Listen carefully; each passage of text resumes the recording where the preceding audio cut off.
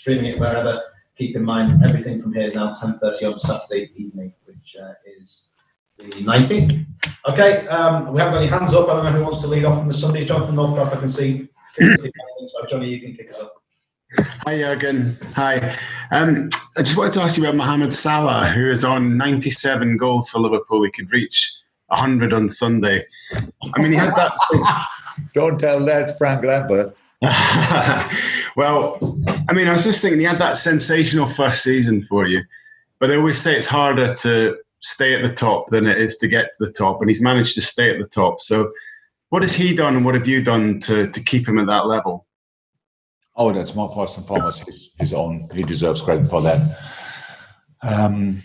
So a lot of things what we do help him to be the player he can be. That's true as a team, and he knows that. But apart from that, you need to have a specific personality to just invest so much. And by the way, he's not the only one, really not the only one in the squad who's doing it, but he's doing it as well, because you ask the right question when you say you score around about 40 goals in your first season, and quite a few players would say was nice. And now let's think about other things, how we can make life even more beautiful, but not life on a football pitch, the other part of life. And he's exactly the opposite. He was really, he stayed greedy. He stayed very determined. His work rate around the games is exceptional. So it's super professional. That's the truth. And if he would write a book about how to stay successful, and the training things he's doing, we are doing in between the games, that's one key. And it's not about, because they all players do what you tell them, but it's about how important you see it yourself that it is. And because that makes now that gives you then a completely different mindset for all the stuff. You want to be on top of your own potential, and that's what he was. And it's just the numbers are just incredible, and that's true. And I was really happy for him for this game. And we said it after the game directly. Yes, were 2 penalties, and if you didn't see the game, I think 2 penalties and a goal, nice. But if you saw it, this game was a 3-goal performance, 100%, if not more. And so, yes, good start. Long may it continue. Steve Bates is next with a hand up, and at the moment they're the only hands I've got up. Steve Bates. Hello, Jurgen. Yep. Jurgen, just following up on that, I noticed after after Mo had scored his hat-trick against Leeds, you said that he was often undervalued, even at the club, not by you and your staff, but sometimes by supporters who maybe don't quite appreciate just what you have. I don't know. Did I say that? Yeah. Probably somebody asked me that. Yeah. I can't imagine that I started and now he proved everybody wrong or whatever, because that's not a situation we are in. So I think the Liverpool supporters know exactly what we have with him. And no, I don't know. I heard something that Virgil said. It's not us. It's you. So in the team, absolutely 100%. It's not that we carry more because you score so many goals through the sessions and tell him, so please, that's your spot, and now please finish the situation off. Everybody expects from him, like from everybody else, that he works his socks off in each session. So that's the truth. But that doesn't mean we appreciate 100% what we have with him. And exactly the same way with other players, because I think that the last year, I'm not sure when it was, but then everybody was like Sadio Mane, and what the player he is. So now he didn't score 3 goals in the first game, and now we put one on Podest and forget the other one, and Bobby played in between and all that stuff. So these kind of things. So we are not like this. So we expect from them that they do their best, and that's what they deliver. And sometimes it ends up in scoring, and sometimes not. But the story this team wrote together is because they constantly push each other. But appreciation in between each other couldn't be bigger. They like playing together, and they really respect each other. So that's the situation. But I would never. I don't know how the public sees actually Mo Salah. If you ask me, then I can hear a little bit that it obviously has different views, but I didn't know it.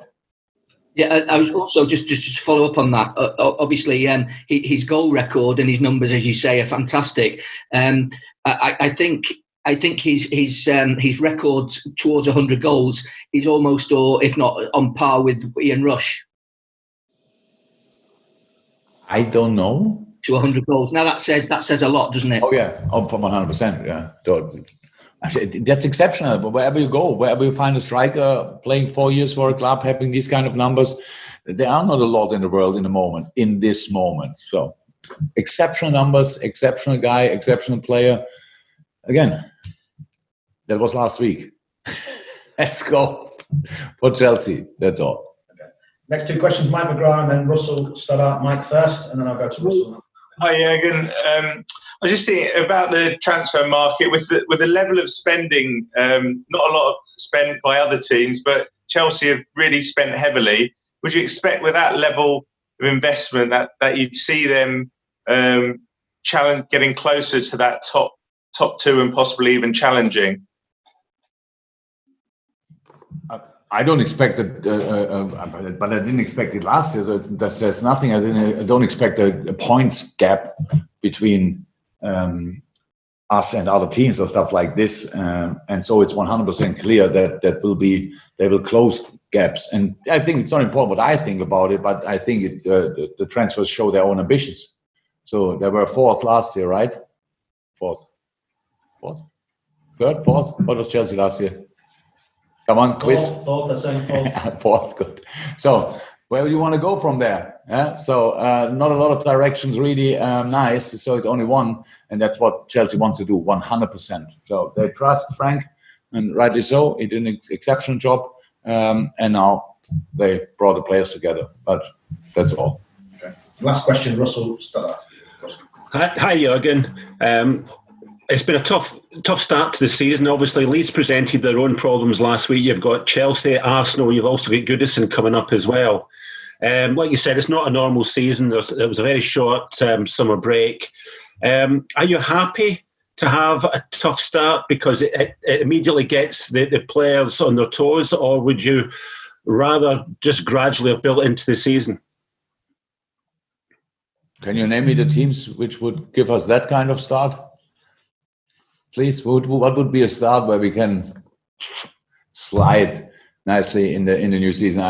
Against who would we play then? I don't see that. So it's the game. The Premier League game is difficult for each game is difficult for its own reasons, and that's clear. When you see it in the first place, you think, oh, somebody had an idea. Yeah, give us Leeds, send us to Chelsea, bring in Arsenal. Let's go to Aston Villa before we play Everton. Probably, I'm not sure, but.